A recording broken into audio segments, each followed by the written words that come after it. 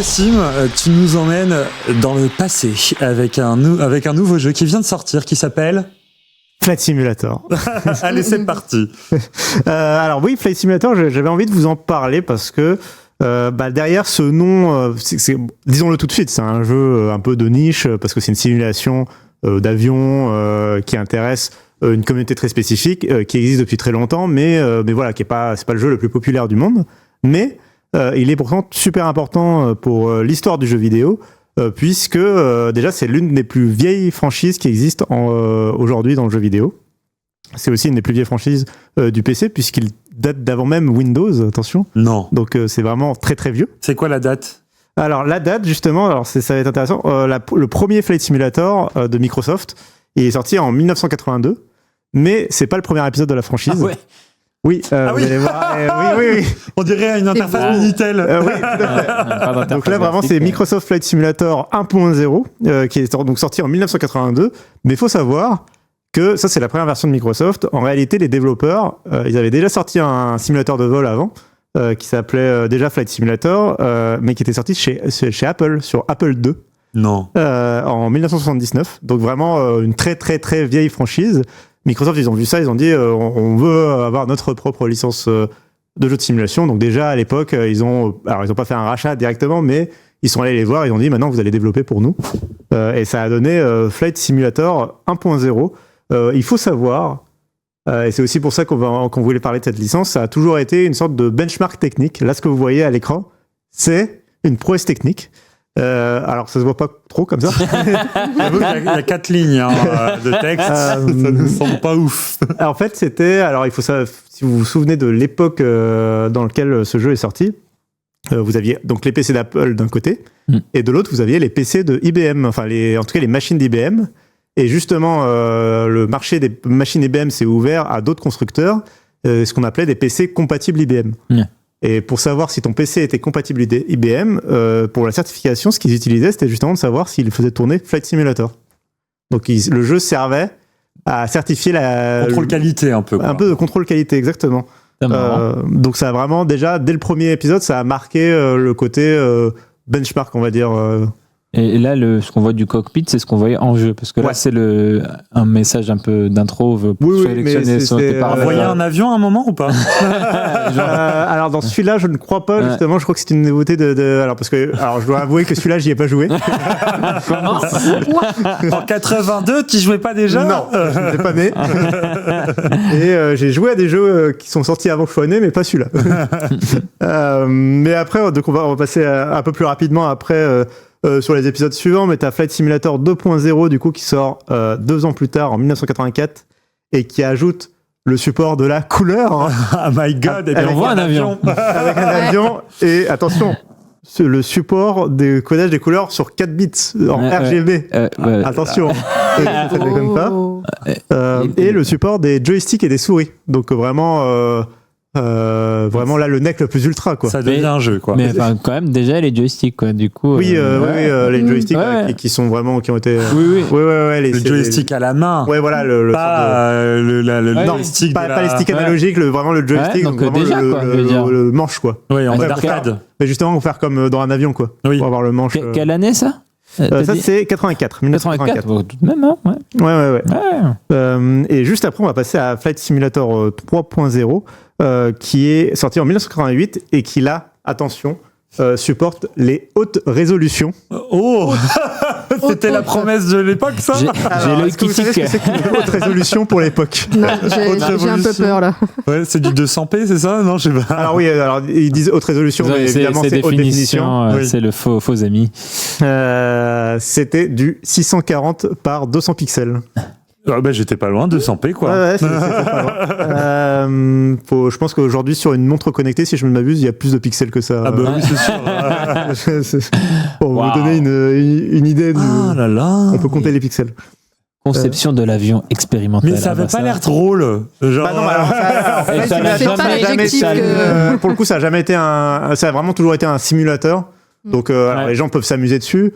Mais ça n'a jamais été conçu comme vraiment un jeu vidéo. Genre, il n'y a pas de campagne principale. Challenge. Voilà, il n'y a pas d'histoire, il n'y a pas de. Je sais pas, il n'y a pas tous les trucs qu'on doit attendre d'un jeu vidéo habituel. C'est vraiment simulation à l'ancienne. une simulation pour devenir pilote. Par contre, ça crée des vocations. Il y a vraiment plein de gens qui ont joué à ça et qui se sont dit, je veux devenir pilote de ligne et qui se sont entraînés. Et les simulateurs de l'époque n'étaient pas si différents que ça. Les simulateurs des vrais pilotes, tu veux dire? Oui. Ouais. Et donc là, on était encore dans les années 80. Là, on va passer à 89, donc on commence un peu à se moderniser. Ah, il y a de la 3D là. Il y a de la 3D. Tout à fait. Alors, pardon, juste je voulais évoquer très rapidement Flight Simulator 4 avant d'arriver à cette image-là. C'est juste un petit épisode en passant qui ajoute de la météo. J'ai pas mis d'image pour ça. Il ajoute juste la gestion de la météo et la possibilité de s'ouvrir aux add-ons externes. Donc les gens pouvaient commencer à développer genre un aéroport qui n'était pas dans le jeu de base, un avion qui n'était pas dans le jeu de base et de l'ajouter au jeu. Donc il y avait un côté communautaire déjà pour l'époque, alors que c'est en 89. Et donc là, ce qu'on voit, c'est Flight Simulator 5.0 en 1993. Mon année de naissance. Et là, vous voyez tout de suite que l'on a des textures à l'écran, ce qui était la révolution de l'époque. Et puis, j'ai l'impression qu'il y a des ombres, des lumières. Ouais. Ça a l'air travaillé quand même. Hein. C'est la première version de l'avion. C'est la première version du jeu qui sort sur CD-ROM. Puisque les autres étaient avant sur disquette, et surtout c'est la toute dernière qui sortira sur DOS, l'ancêtre de Windows. Le truc en c'était pas encore Windows. Alors lui, il est à la jonction entre les deux. Il sort sur Windows et sur DOS, mais c'est le dernier à sortir sur l'ancienne génération, on va dire. C'est marrant de se dire que cette capture d'écran a potentiellement mon âge. Voilà. C'est émouvant. C'est émouvant, Omar. Bah non, 93, c'est moi. Ah oui, désolé. Non,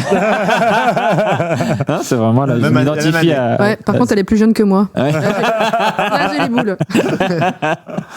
Bon là, là c'était pour vous montrer un peu les débuts de la série. Le côté folklorique. Oui, voilà. Après, on va enchaîner un peu plus vite sur les épisodes, on va dire, du milieu, du ventre mou.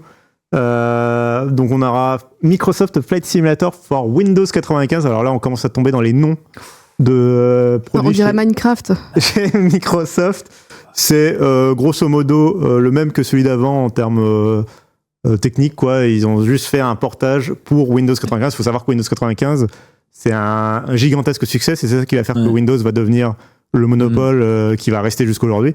Donc du coup, c'était important de mettre Windows 95 dans le nom de ton produit. C'est comme sur Super Nintendo, tous les jeux qui s'appellent Super quelque chose.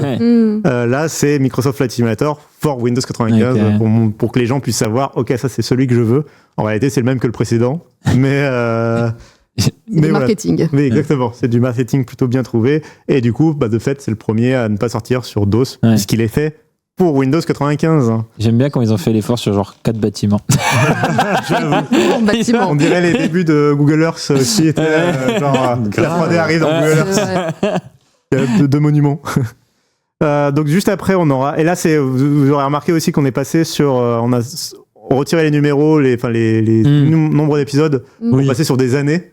L'épisode suivant sera Flight Simulator 98. Donc ça, c'est le 4e 98, c'est le 6e. Ah, c'est le 6e. Donc il y avait Flight Simulator. Le 7e, pardon. Le 7e. Ah oui, d'accord. Donc il n'y a pas eu de 6. Il n'y a pas eu de 6e.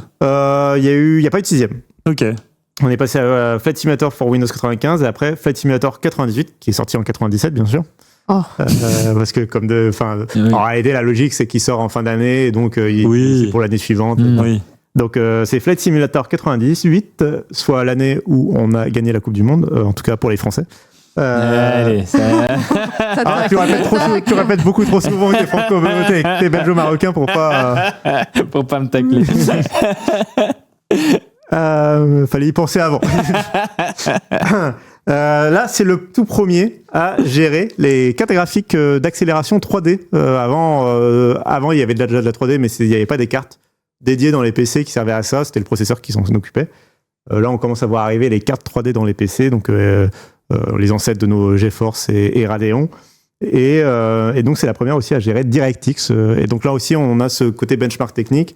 DirectX, c'est justement la solution de Microsoft pour, en gros, pour le faire très simple, pour développer des jeux sur Windows, pour gérer la 3D, justement pour éviter d'avoir à gérer carte graphique par carte graphique. Tu gères ton jeu directement avec DirectX, et c'est DirectX qui, lui, va gérer chaque carte graphique indépendamment. Ça permet de faire une sorte de norme, on va dire, sur Windows. Et Flight Simulator 98, c'est le représentant de ça.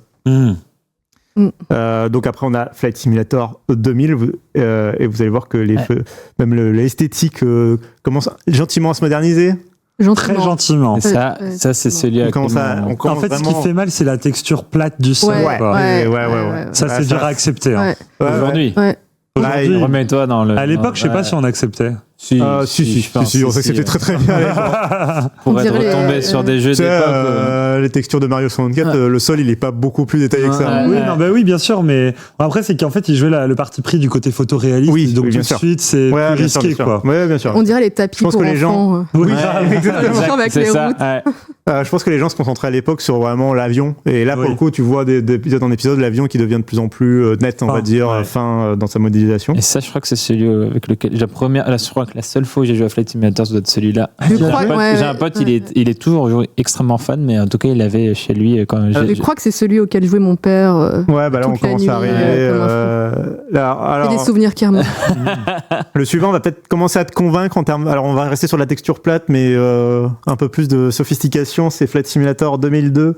Qui commence à avoir des environnements, tu vas voir cette magnifique forêt, et ce cockpit incroyable, vraiment d'un réalisme troublant, je pense. On y croit, on est dedans. Ah ouais, moi je le vis là, je suis pilote. Ouais. Mais rappelons-nous, 82, c'est cette image-là, sans le haut. C'est presque pareil. Et on va beaucoup moins de détails. Il y a un côté, ils reviennent aux origines là. Ouais. Tout à fait. Mais là, je vais arrêter de... Merci Naël. Avant, après. Avant, après. Le noir et blanc couleur. Ouais, c'était pas mal, Même endroit, 20 ans plus tard. Le suivant est quand même beaucoup plus majeur. Là, pour le coup, on va arriver vraiment dans les épisodes très importants. C'est Flight Simulator X. Parce que c'était le 10e et qui sort en 2006. Et là, on arrive, ça y est, on commence à avoir quelque chose, un peu plus l'impression de survoler quelque chose de voilà. Là, 2006, là, on commence, pour vous resituer, on est à peu près à la sortie de l'iPhone. On est au moment où les gens commencent à découvrir aussi Google Earth. Et justement, on commence à avoir un accès aux photos satellites du monde entier, beaucoup plus facile d'accès et beaucoup plus simple. Comme gros jeu 2006, y a quoi? Comme gros jeu en 2006, on est sur la fin de vie de la PS2 et juste avant l'arrivée de la Xbox 360, donc on doit être sur des GTA San Andreas et Crash Bandicoot. Non, ça c'est bien. On doit être sur God of War 3 et GTA San Andreas en termes de gros jeux, voilà. Et on doit commencer à entendre parler de Call of Duty. On doit être déjà au 2e ou au 3e, mais c'est pas du tout le jeu qu'il est aujourd'hui, quoi. Voilà. Pour moi, c'est juste un jeu de militaire pour les gens. Ça leur passe un peu au-dessus. Enfin, aujourd'hui, c'est toujours un jeu de militaire un peu. Oui, mais c'est plus important culturellement, on va dire. Et donc voilà. Donc ça, c'est pour Flight Simulator 10. On a une deuxième image. C'est le premier jeu à sortir avec Windows Vista, le mal aimé. C'est le premier jeu tout court à être avec DirectX 10. Donc c'est le premier jeu à sortir sur DVD. Donc voilà, il passe un certain nombre de jalons. C'est aussi un jeu qui commence à avoir des informations en temps réel, ou en tout cas des informations du monde réel.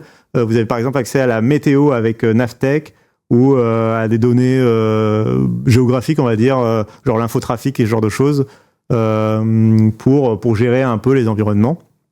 Vous avez aussi un simulateur du contrôle aérien qui arrive dans ce jeu-là. Donc tu peux t'amuser à tour de contrôle. Ouais, voilà. Ou en tout cas à suivre. On va vraiment pour le décollage et tout, on va vraiment te dire. Ah oui, attendre. Allez, piste 32, machin, bon, j'en sais rien, mais voilà. Vachement bien le contrôle. Ouais, PNC aux portes, rarement le toboggan. Et là, c'est le moment. Alors, c'est aussi pour ça que je voulais faire un parallèle avec l'histoire du jeu vidéo. C'est que 2006, donc je disais, c'est à peu près l'arrivée de la Xbox 360. Et c'est le moment où Microsoft, le PC, ça les intéresse plus beaucoup. La console de jeu prend vraiment son envol. La Xbox 360, c'est la grosse console de jeu. Et du coup, Flight Simulator, il commence gentiment mais sûrement à disparaître dans son coin. Donc déjà, ils ne le sortent pas sur Xbox 360. Non, ils le sortent absolument pas sur console. C'est vraiment une licence PC. Ils le laissent mourir un peu dans son coin avec Flight Simulator 10. Il y a juste, on va avoir des images de Microsoft Flight qui sort en 2012. Alors qui est certes a l'air beaucoup plus beau comme ça, mais qui en réalité va être détesté par la communauté. puisque c'est un free-to-play qui va essayer de te faire payer à peu près tout et n'importe quoi. Okay.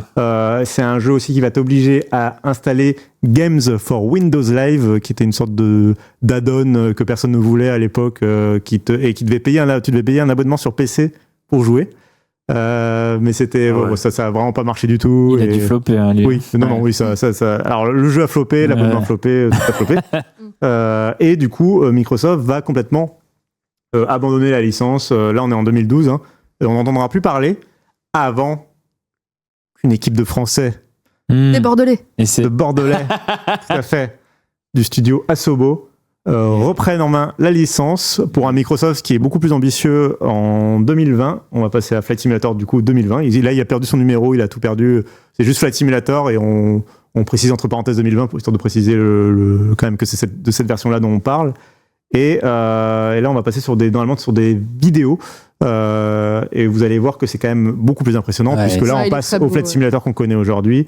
Donc, il est développé en France par Asobo avec Microsoft. C'est la première version qui sortira justement sur console tout court et donc sur console Xbox. C'est le retour après 14 ans de pause pour la licence. Wow. Et on sait pourquoi 14 ans de pause ou... 14 ans de pause parce que plus personne chez Microsoft avait envie de faire de Flight Simulator et qu'ils pensaient que ça leur servait plus à rien. Ils vendaient du Gears of War et du Halo. Ils étaient passés à autre chose. Voilà, ils étaient passés à autre chose. Là, c'est Microsoft qui veut reséduire les joueurs PC, qui a complètement perdu le marché aux mains de Steam et qui se dit on va ressortir les Age of Empires, les classiques. Les classiques qui ont marqué l'époque. Microsoft Age of Empires. Tout à fait. Ah, j'adore. Ce sera une autre rétrospective. Je suis chaud. Non, mais alors Flight Simulator du coup 2020. C'est le jeu aussi qui va amener la compatibilité avec la VR. Donc pour un jeu de simulation, c'est quand même très cool de pouvoir vraiment être émergé dans le monde. Et cette fois, le jeu est très très ambitieux puisqu'on a 100% de la Terre jouable, puisque Microsoft fait appel à tout son travail avec Bing Maps. Et donc, tu as littéralement 100% de la carte. Google Earth. Non, mais c'est le concurrent du coup. Mais c'est exactement la même chose. Hein, c'est exactement la même chose. Ouais. Et ils prennent, en fait, ils ont toutes les données qu'ils ont de Bing Maps, ils les ont pris, ils les ont traitées dans le cloud. Et du coup, ça permet de modéliser en 3D la Terre entière. Et donc, on a une vue vraiment comme Street View ou comme Google Earth.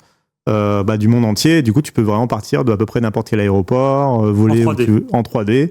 Et c'est vraiment le fantasme, c'est genre GTA, mais le monde entier, quoi. Et avant, parce que la modélisation de la Terre entière, mais avant, est-ce qu'on pouvait quand même faire la Terre entière ou c'était des environnements génériques, on va dire. On te simulait que c'était la Terre. D'accord. En termes de durée, etc. Mais c'était pas vraiment réalistique. Ouais, tu pouvais pas reconnaître des endroits. Oui, tu pouvais pas reconnaître des endroits, par exemple. Tu pouvais pas vraiment. Alors que là, c'est assez impressionnant. Oui, là, tu peux vraiment voler au-dessus de chez toi. Tu vois. J'ai joué en VR et c'est vrai que. Ouais. Du coup, j'avais survolé Bordeaux. Évidemment, il y a un petit ballon au-dessus des studios d'Asobo qui du coup ont fait le jeu. Et c'est assez impressionnant. Et la météo dynamique. Ouais, alors oui, complètement.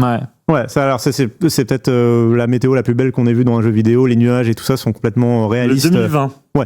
Encore aujourd'hui. Ouais. Par exemple, les nuages, tout ce qui est les nuages et tout. En plus, c'est en temps réel par rapport à la météo du monde réel. Hein, parce que c'est branché sur les données réelles, quoi. Donc, s'il pleut au-dessus de Paris, tu traverses un nuage de pluie, la foudre, etc. Et les nuages, c'est vraiment photoréaliste, c'est-à-dire qu'ils sont réalistes, volumétriques, etc. Et puis quand tu les traverses, ils disparaissent au fur et à mesure, comme des nuages au moment où tu les traverses, etc. Et donc là, c'était en 2020. Et le dernier jeu, on va dire, qu'on attend, c'est la suite, c'est Flight Simulator 2024. Parce qu'il n'y en a pas eu depuis. Non, il n'y en a pas eu depuis. Il y a eu des mises à jour. Il y a eu beaucoup de mises à jour du Flight Simulator de 2020. Il est devenu de plus en plus beau, etc. C'est ça. Ils ont, par exemple, pays par pays, amélioré la réalisation de certaines cartes en reprenant l'architecture de chaque ville, grande ville, etc. Il est sur le Game Pass, en plus, j'ai vu. Ouais, tout à fait, il est sur le Game Pass. Par exemple, en France, il y avait des endroits comme le Fort Boyard, par exemple, qui était à plat sur les premières versions. Puis il y a une mise à jour qui en a fait vraiment l'objet en 3D pour que les gens puissent le voir. C'est beau, hein. Et donc là, c'est ce qu'on voit effectivement. C'est ça. Ouais, c'est Flight Simulator 2020. L'image que tu avais mis tout à l'heure, elle était pas si belle. Non, c'était Microsoft Flight avant. Ah, et là, c'est Flight Simulator 2020. Ah oui, donc aucun rapport. Ah, oui. Ouais, et c'est très très beau, l'eau, etc. Tout est très beau. Il y a pareil, le trafic est en temps réel. J'ai essayé sur le Game Pass et j'avoue, j'ai pas trop. Parce que ça reste pas un jeu. Ouais. Mais d'un point de vue gameplay, c'est j'ai pas su complexe. comment jouer en fait. Ouais, voilà. Alors justement, on arrive au prochain épisode qui s'annonce bluffant. Puisque après Flight Simulator 2020, on va arriver à Flight Simulator 2024. Et j'ai l'impression qu'ils ont tout mis pour séduire des gens comme toi, puisque en fait ça va reprendre ce travail-là, l'améliorer. Déjà le jeu va être plus beau, mais en plus ils vont rajouter tout un tas de missions, par exemple des missions de transport, alors des missions de transport de fret, des missions en hélicoptère de transport par exemple de secours. Tu vas aller chercher quelqu'un dans les montagnes. Des challenges un peu. Voilà, des challenges. On va te dire, putain, t'as un hélicoptère, tu vas dans les montagnes sauver quelqu'un. Et tout à fait, ce sera la vidéo juste après. On a un petit trailer, mais tu vas avoir même sur des stations offshore, etc. Et l'autre truc qui est fort en termes d'ambition pour Flight Simulator 2024, c'est que tu vas pouvoir quitter ton avion ou ton hélicoptère n'importe où sur Terre. Et non mais n'importe où sur la planète. Et donc tu vas pouvoir te déplacer à la première personne. Donc il y a littéralement le monde entier dans lequel tu vas vraiment... Parce que là, Mais attends, il s'agit de sauter en parachute ou pas du tout? Tu vas te poser. Genre tu peux te poser sur une autoroute, tu vas ou n'importe où. Sur une autoroute. T'as des bonnes idées, toi. Bah oui, comme dans les films, tu sais, dans les films d'action. Tu peux aller voir chez toi, tu peux Exactement. aller voir en hélicoptère, c'est beaucoup plus facile de se poser aussi n'importe où. Tu peux te poser et tu peux vraiment aller marcher marcher devant chez toi. Sans limite. Et sans limite. C'est la promesse du jeu. Alors, là actuellement, tu peux pas survoler certaines zones. Tu peux tout survoler, mais tu peux pas forcément. Tu peux pas atterrir. En fait, tu peux t'approcher pour voir s'ils ont modélisé ta vie. En général, tu te prends un truc, mais. C'est ça. Et dès que tu te prends un truc, le jeu te dit, bah non, tu as crashé ton avion. Mais donc, tu peux pas trop. Tu peux pas faire du Razmod non plus. Enfin, il y a une certaine distance à la partir de laquelle. Et là, ce sera en FPS. Exactement. Là, tu vas vraiment sortir en FPS n'importe où. Ça va être intéressant de voir s'ils savent gérer du coup le déplacement d'un être humain. Parce que c'est assez étonnant. Ça va être un énorme challenge. C'est une énorme différence, un énorme changement. Donc c'est assez bluffant. On sait faire aujourd'hui. On sait faire, mais quand même, dans un jeu qui depuis 40 ans ne le fait pas, c'est quand même. Ça peut être une source de ratage. Avec la Terre entière. Alors, et modélisé. On voit le trailer. Et c'est très beau. Et tu peux du coup t'amuser à visiter justement des paysages que tu n'as jamais des paysages que parfois tu n'as jamais vus. Alors des fois peut-être que tu les as déjà vus parce que tu as voyagé là-bas, mais sinon des fois tu les as jamais vus. Et ma foi c'est assez magnifique et donc vraiment une série qui depuis 40 ans marque justement à chaque fois l'avancement technologique. Pour un personnage effectivement. Et vraiment tu vas pouvoir probablement, même rentrer dans l'avion. Ils sont dans le détail de fou avec les passagers qui rentrent. Je précise d'ailleurs que là, depuis Flight Simulator 2020 en tout cas, tous les petits instruments qu'on voit à l'écran, qu'on voit sur le cockpit, sont vraiment touchables. Sont touchables en VR et puis ont vraiment les informations, les retours d'informations type la vitesse, le nombre de nœuds, etc. C'est les vraies informations de l'avion en temps réel. Donc tu peux vraiment piloter comme dans un vrai avion, quoi, en fait. Oui, puis c'est les vrais selon les modèles d'avion. Oui, exactement. C'est vraiment ils sont allés voir les fabricants à chaque fois, donc les Boeing, les Airbus et compagnie. Bien, tu peux faire de l'agriculture. Non, mais en vrai, tu vas bosser quoi. C'est les simulateurs, les jeux simulateurs. Et lui, c'est l'usage d'un avion et d'un hélicoptère, quoi. Il n'y a pas 46 000. Après, moi, je bosse pas comme ça. Il y a des gens, ça me pose dans des champs. Non, mais en vrai, moi, je trouve que ça peut être. Au moins, ça te donne un but. Ah ouais, carrément, mais là j'ai trop envie d'y jouer là. Mais et puis c'est quand même super beau, quoi. Sublime. Et oui, le mode photo aussi, le mode un peu safari. Des animaux aussi. Ouais. Ils le modélisent aussi, mais vraiment en fait ils vont faire GTA mais en mode gentil. Entier, c'est pas possible. Parce que justement ils se basent, c'est à la fois Bing Maps plus le cloud. Il va falloir créer, c'est des générations par IA, c'est pas possible. Ouais, c'est ça. Oui, globalement c'est de la génération automatique, computationnelle. Automatique, mais il y a quand même pas mal de gens qui ont bossé derrière pour que ça marche. Bien sûr. Mais oui, sur des trucs qui sont faits. Tout à fait. C'est énormément de travail. Mais voilà, on voit la météo. Les aurores boréales. Mais il faudra quand même une machine. Oui. Ouais. Ouais. Ça va faire des trucs. Il y a des gens qui vont aller voir des aurores boréales parce qu'elles sont pas visibles de chez eux. Ils vont aller sur. On arrive quand même vers la fin 2024. Ça sort quand ce machin? Ça sort l'an prochain, il me semble.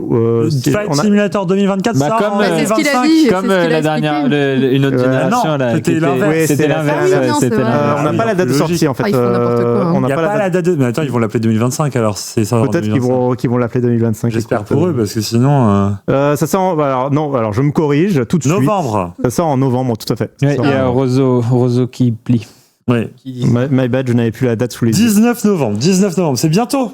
Oui, et ce sera dans le Game Pass une nouvelle fois. 19 novembre. Tout à fait jouer sur mon smartphone. À la sortie, du coup. En cloud, ouais. En cloud. Okay. Dès la sortie. Oui. Okay, ouais. Oui, pour le coup, oui, dès la sortie. Alors oui, effectivement, il faut avoir le Game Pass Ultimate ou le Game Pass PC pour y avoir le droit d'accès à la sortie. C'est normal. Tu fais la vieille technique de Cassim là. Ça se jouerait du coup sur Xbox aussi. Ouais, à la manette. Mais ça joue à la manette un genre de jeu. Ça me moins. C'est toujours le must du must, c'est des jouets en VR avec le pédalier, les contrôles et tout ça. Avec quel casque tu peux faire ça? L'Oculus du coup que tu branches en ouais, link. la plupart des casques, même l'Oculus en ligne par exemple, enfin le MetaQuest en ligne, ça marche très bien. Ok, trop bien. Bah trop bien. Merci beaucoup Cassim pour cette petite rubrique. C'était super intéressant. J'ai découvert un univers, j'ai envie d'y faire partie. Moi, il y avait un commentaire pendant que tu faisais la présentation. Alors, j'ai un peu perdu, mais quelqu'un qui disait... Ah oui, voilà, c'est ça. C'est Bloom Création qui disait le manuel d'info sur... donc, c'était encore quand tu étais au début, dans les années 90, sur Dota Chronique. Et le manuel était une source d'info sur l'aviation. Je trouve que c'est... tu disais ça crée des vocations et tout. Juste de manuel d'info. Et là, Flight Simulator 2020 et 2024, tu peux vraiment t'entraîner pour, après, derrière, passer le brevet de pilotage. Il n'y a pas une histoire, c'est utilisé... c'est totalement... dans les formations, évidemment. Enfin, oui, on est à un niveau... Enfin, c'est vraiment un niveau professionnel. Un niveau de simulation. Tu peux le mettre en... Alors, l'avantage depuis 2020, c'est que tu peux régler la difficulté, entre guillemets. Moi, par exemple, je m'amusais des fois à mettre en mode pilotage automatique et ils volent pour moi et au moins je peux juste voir les décors et l'environnement et juste... tu te fais chier quand même. T'es en mode touriste, quoi. Non, c'est bien. Ouais. C'est un mode de tour guide. Voilà. 2 heures de vol pour aller... Moi, j'avais le pote qui m'avait fait jouer. Lui, tu peux simplifier les choses. À un moment, il m'avait hébergé. On devait pendant une semaine de cours, donc on devait prendre le bus scolaire ensemble. Le matin, il avait lancé, je sais pas, un Casablanca, Los Angeles, je sais pas, comme ça. Il l'avait lancé et on rentrait ensemble après, donc parce qu'il m'hébergeait cette semaine-là. Et je rentre et il est en on en est où sur le vol? Il avait une pilote automatique. Et juste pour le kiff de se dire, il va en cours et pendant la journée, il y a son avion qui est en train de faire un Casablanca Los Angeles. C'était quelque chose comme ça. Et j'étais en mode, oui, tu te vois pas, moi j'étais en train de petit déjeuner et lui, je ne fais rien, mais j'adore.